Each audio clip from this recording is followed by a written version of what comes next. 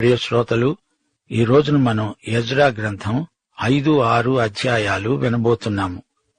మొదటి వచనం. ప్రవక్తలైన హగ్గయి, ఇద్దో కుమారుడైన జకర్యా యూదాదేశమందు యెరూషలేమునందున్న యూదులకు ఇశ్రాయేలీయుల దేవుడైన యెహోవా నామమున ప్రకటింపగా, షయల్తీయేలు కుమారుడైన జెరుబ్బాబెలును యోజాదా కుమారుడైన యెషూవయు లేచి యెరూషలేములో ఉన్న దేవుని మందిరాన్ని కట్టనారంభించారు. దేవుని యొక్క ప్రవక్తలు వారితో కూడా ఉండి సహాయము చేస్తూ వచ్చారు. హగ్గయి, జకర్యా ఈ ఇద్దరు ప్రవక్తల పేరిట 2 గ్రంథాలు బైబిల్లో ఉన్నాయి. దేవుడు ప్రవక్తలను ఎందుకు పంపుతాడు? ప్రజలను భక్తి జీవితంలో బలపరచడానికి. ప్రవక్తలు ప్రబోధాలు చేస్తారు. హగ్గయి, జకర్యా ప్రజలతో కలిసి పనిచేశారు. దేవుడు సంఘానికి అపోస్తలులను, ప్రవక్తలను, సువార్తికులను, కాపరులను, ఉపదేశకులను ఈవులుగా ఇచ్చాడు. దేవాలయ నిర్మాణము జరుగుతూ ఉండగా కొందరు అభ్యంతరాలు కలిగించారు. రాజుకు ఫిర్యాదు చేశారు. అపనిందలు ప్రచారం చేశారు. రాజు వారి మాటలు నమ్మాడు. పూర్తిగా దర్యాప్తు చేయలేదు. దేవాలయము కట్టేవారికి అడుగడుగునా ఆటంకాలు కలిగాయి. కట్టడం పని ఆపేశారు. ఈ పని పూర్తిగా మానేయాలనే అనుకున్నారు. అప్పుడు దేవుడు హగ్గయిని, జకర్యాను లేపాడు. ఈ సందర్భంలో మనము ఈ 2 గ్రంథాలు చదవాలి. వాటితో పాటు దానియేలు, ఎస్తేరు గ్రంథాలు కూడా పఠించాలి. హగ్గయి, జకర్యా అనే ఇద్దరు ప్రవక్తలు ప్రబోధాలు చేస్తూ ఉన్నారు. పారసీక రాజైన కోరెషు చేసిన ఆజ్ఞ ఏమిటో ఈ ఇద్దరు ప్రవక్తలకు తెలుసు. యెరూషలేములో ఆలయం కట్టడానికి కోరెషు అనుమతించాడు. అది దేవుని చిత్తం. అది దేవుని సమయం. హగ్గయి, జకర్యా ఇద్దరూ ప్రవక్తలే. హగ్గయి ప్రజలకు కర్తవ్యాన్ని ఉపదేశిస్తాడు. ప్రజల యొక్క పాపాన్ని వేలుపెట్టి చూపుతాడు. హగ్గయి వద్ద దేవుని కొలతబద్ద ఉంది.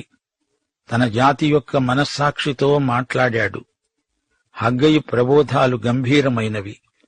ప్రజలలో సంచలనం కలిగేటట్లు మాట్లాడతాడు. కాని జకర్యా తరహా వేరు. అతని ఆలోచనలు పరలోకానికి చెందినవి. అతనికి పరలోక దర్శనాలు కలిగాయి. ప్రజల ఉద్రేకాలు ఈయన ప్రబోధాలకు ప్రతిస్పందన చూపాయి. ప్రజల హృదయాలతో నేరుగా మాట్లాడాడు. హగ్గయి, జకర్యా కలిసి చేసిన సేవ ఎంతో గొప్పది. హగ్గయి నాయకుడు. వీరిద్దరూ కలిసి మందిర నిర్మాణ కార్యక్రమాన్ని ప్రోత్సహించారు. నది యువతల అధికారి అయిన తత్తెనై, షతర్బోజ్నయి వారి పక్షమున ఉన్నవారు యూదుల వద్దకు వచ్చి, ఈ మందిరమును కట్టడానికి, ఈ ప్రాకారమును నిలపటానికి మీకు ఎవరు సెలవిచ్చారు అని అడిగారు. పని జరుగుతూ ఉండగా శత్రువులు ఈ సంగతి విన్నారు. తత్తెనై అనేవాడు సమరయ్యలో పారసీక అధికారి, షతర్బోజ్నయి పై అధికారి. వారు వచ్చి కట్టేవారిని ప్రశ్నిస్తున్నారు. ఎందుకు కడుతున్నారు అని అడిగారు. వీరు ఏమి జవాబు చెప్పారు? ఈ కట్టడమును చేయించిన వారి పేర్లు మొదలైన సంగతులను మేము వారితో చెప్పాము. వారి దగ్గర ఉన్న జాబితాలో ఈ అధికారుల పేర్లు లేవు. యూదుల దేవుడు వారి పెద్దల మీద తన దృష్టి ఉంచినందున ఆ సంగతి గురించి దర్యావేషు ఎదుటికి వచ్చేవారు ఆజ్ఞ నొందే వరకు అధికారులు వారిని పని మాన్పించలేదు. ఈలోపుగా 7 సంవత్సరాలు గడిచిపోయాయి. నది యువతల అధికారి అయిన తత్తెనై, షతర్బోజ్నయి, నది యువతల ఉండేవారి పక్షముగా ఉన్న అపర్శకాయులు రాజైన దర్యావేషునకు పంపిన ఉత్తరము నకలు. రాజైన దర్యావేషునకు సకల క్షేమ ప్రాప్తి అగునుగాక. రాజైన తమకు తెలియవలసినదేమనగా, మేము యూదా ప్రదేశమంతటికీ వెళ్ళాము. అక్కడ మహాదేవుని యొక్క మందిరమున్నది. అది గొప్ప రాళ్లచేత కట్టబడినది. గోడలలో మానులు వేయబడినవి. ఈ పని త్వరలో జరుగుతూ వారి చేతిలో వృద్ధి అవుతున్నది. ఈ మందిరము కట్టడానికి, ఈ ప్రాకారాలను నిలపడానికి మీకెవరు సెలవిచ్చారని మేము అక్కడ ఉన్న పెద్దలను అడిగాము. వారిలో అధికారులైన వారి పేర్లు వ్రాసి తమకు తెలియజేయడానికి వారి పేర్లను అడుగగా వారన్నారు, మేము భూమ్యాకాశముల దేవుని యొక్క సేవకులమై అనేక సంవత్సరాల క్రిందట ఇశ్రాయేలీయులలో ఒక గొప్ప రాజు కట్టించి నిలిపిన మందిరాన్ని మరల కడుతున్నాము. మా పితరులు ఆకాశమందలి దేవునికి కోపము పుట్టించినందున ఆయన వారిని కల్దీయుడైన నెబుకద్నెజరు అనే బబులోను రాజు చేతికి అప్పగించాడు. అతడి మందిరాన్ని నాశనం చేసి జనులను బబులోను దేశములోనికి చెరపట్టుకొని పోయాడు. అయితే బబులోను రాజైన కోరెషు ఏలుబడిలో మొదటి సంవత్సరమందు రాజైన కోరెషు దేవుని మందిరాన్ని తిరిగి కట్టడానికి ఆజ్ఞ ఇచ్చాడు. నెబుకద్నెజరు యెరూషలేమునందున్న దేవాలయములో నుండి తీసి బబులోను పట్టణమందున్న గుడిలోనికి కొనిపోయిన దేవుని మందిరపు వెండి బంగారు ఉపకరణములను రాజైన కోరెషు బబులోను పట్టణపు మందిరములో నుండి తెప్పించి తాను అధికారిగా చేసిన షేష్బజ్జరు అనే అతనికి అప్పగించి ఆజ్ఞ ఇచ్చాడు. నీవు ఈ ఉపకరణాలను తీసుకొని యెరూషలేము పట్టణమందుండే దేవాలయానికి పోయి దేవుని మందిరాన్ని దాని స్థలమందే కట్టించు.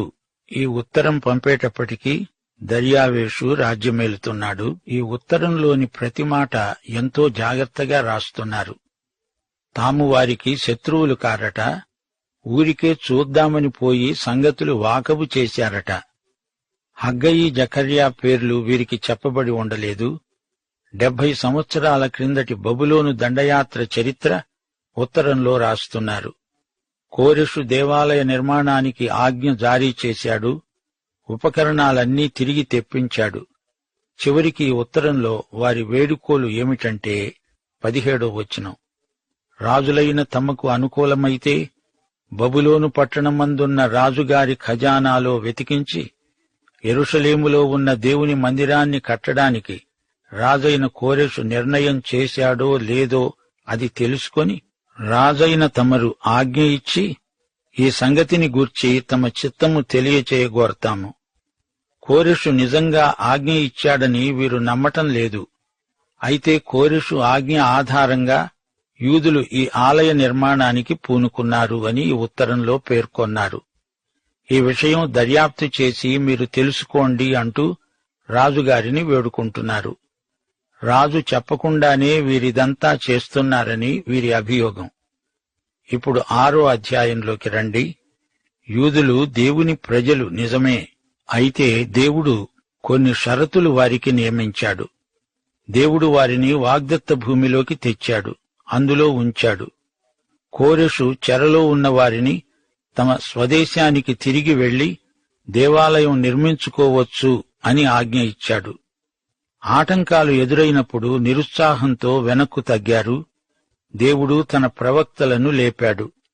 క్రీస్తునందు ఉన్నాము, అది మన స్థితి.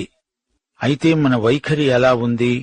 స్థితి బాగానే ఉంది గాని నీ పరిస్థితి బాగా లేదా? ఎజ్రా కాలంలో యూదుల పరిస్థితి చూడండి ఎలా ఉందో. అయితే శుభవార్త, దేవుడు తన ప్రజలతో ఉన్నాడు. ఆయన చిత్తమే ఎలాగైనా నెరవేరి తీరుతుంది, తప్పదు.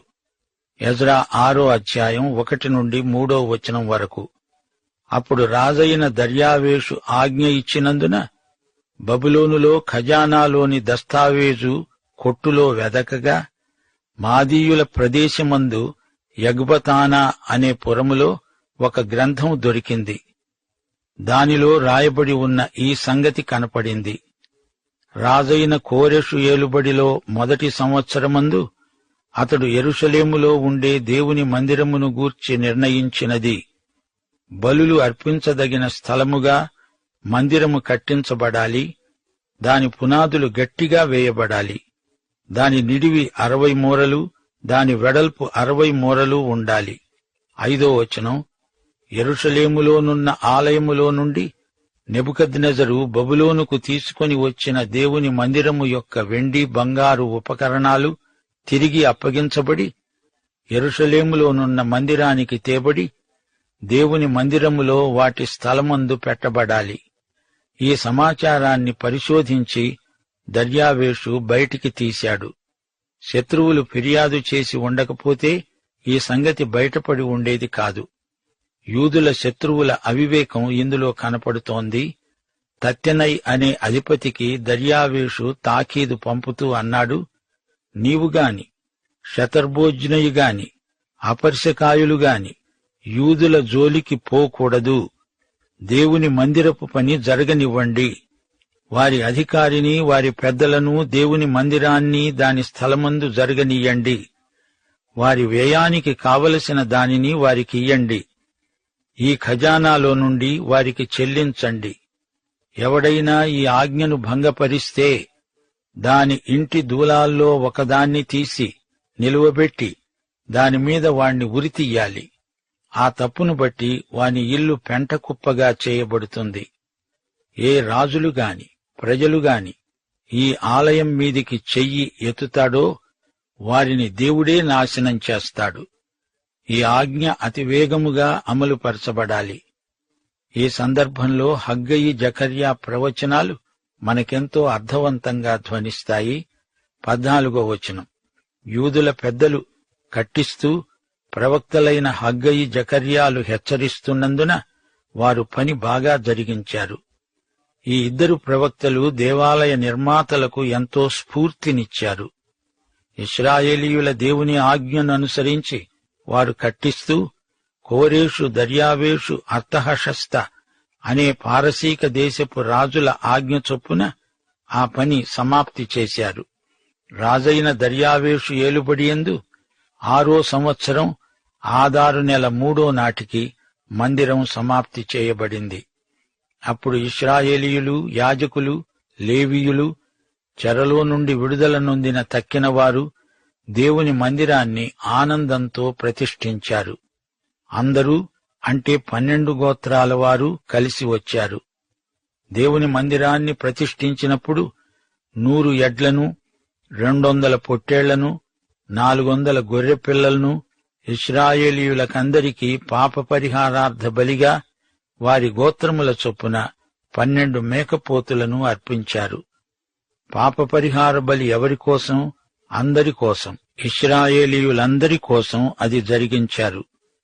19 నుండి 22వ వచనం వరకు అందరూ పస్కాను ఆచరించినట్లు చెప్పబడింది.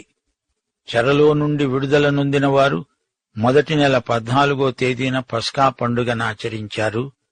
యాజకులు, లేవీయులు తమను తాము పవిత్రపరచుకొని పవిత్రులైన తరువాత చెరలో నుండి విడుదల నొందిన వారందరి కోసం, తమ బంధువులైన యాజకుల కోసం, తమ కోసం పస్కా పశువును వధించారు.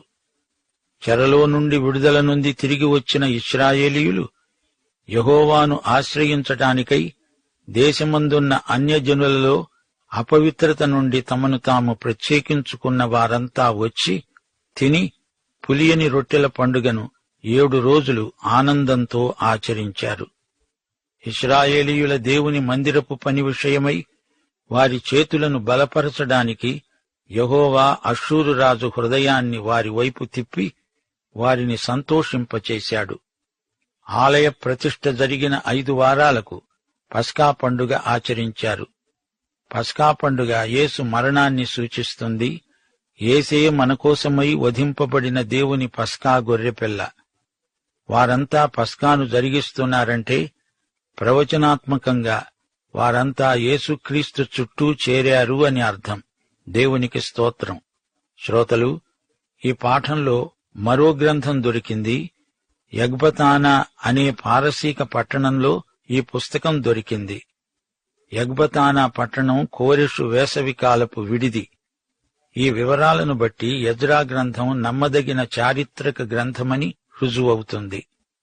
అన్యరాజులు కూడా దేవుని చిత్తానికి తలవొగ్గవలసిందే. ఆలయ ప్రతిష్టలో ప్రజల ఉద్రేకాలు పరవళ్లు తొక్కాయి. సాంప్రదాయికమైన, యాంత్రికమైన ఉత్సవం కాదది, అనుభవపూర్వకమైన ఉత్సాహం.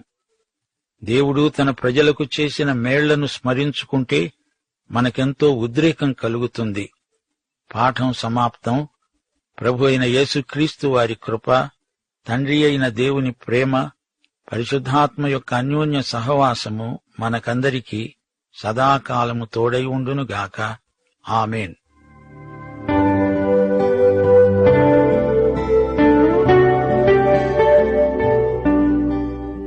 ప్రియ శ్రోతలారా, ఇంతకు ముందు మీరు 2 దినవృత్తాంతముల గ్రంథం విన్నారు కదూ.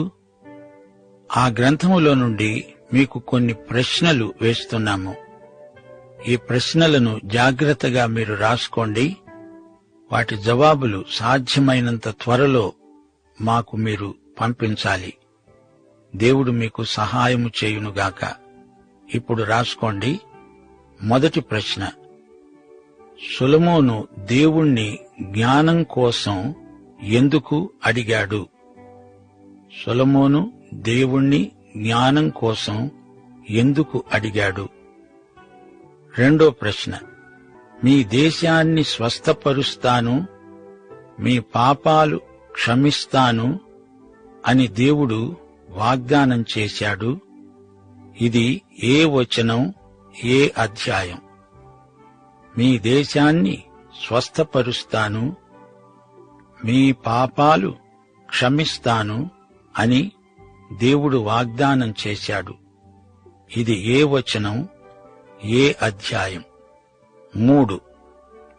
తన ఎడల యథార్థ హృదయము గలవారిని బలపరచుటకై యెహోవా కనుదృష్టి లోకమందంతటా సంచారము చేస్తున్నది.